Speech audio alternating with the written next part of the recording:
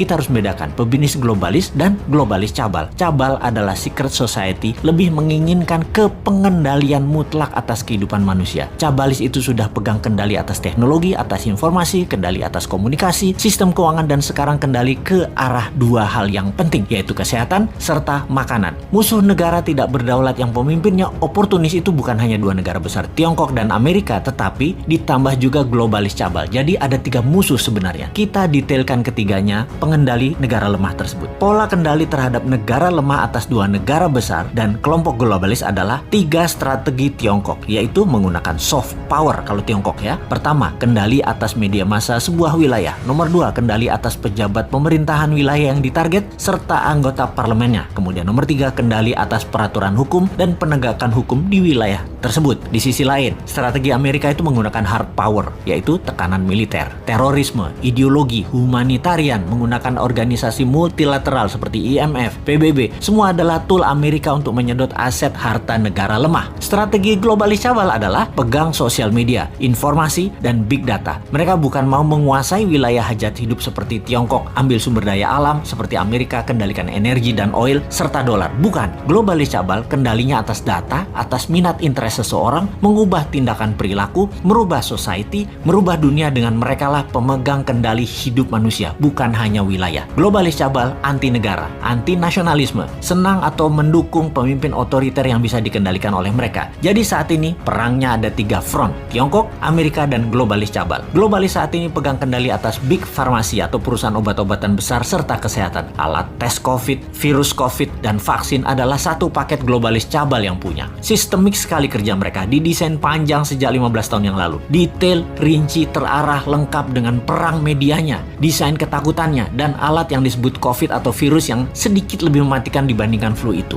Bahkan vaksin buat para petinggi big farmasi atau elit globalis cabal beda dengan yang dikasih ke masyarakat. Pastinya yang di masyarakat itu mengandung merkuri. Ini kata data intelijen pertahanan internasional loh ya, mudah-mudahan data ini salah. Vaksin globalis paling nggak suka dengan imunoterapi atau imunodulator, peningkatan imunitas yang dipakai untuk melawan mereka. Karena tidak bisa didata, tidak bersertifikat. Mereka globalis cabal yang perlu bukan hanya vaksinnya laku, PCR antigennya laku, sebaran virusnya cepat dan meluas, tapi data itu tidak kalah penting bagi mereka. Globalis menyarankan pakai masker dan lockdown di banyak wilayah sesuai dengan saran versi globalis. Semua sudah dibuat protokolnya sehingga efeknya perangnya panjang. Ada yang improvisasi, misalnya pakai imunoterapi lokal, lockdown ringan bergantian, ekonomi jalan biasa, pakai data center satelit sendiri, komunikasi pakai tool negara tersebut sendiri, sosial media punya sendiri, negara tersebut nggak akan rubuh, ekonomi jalan dan COVID musnah dalam sekejap. Anti saran globalis dan melawan mainstream pasti menang.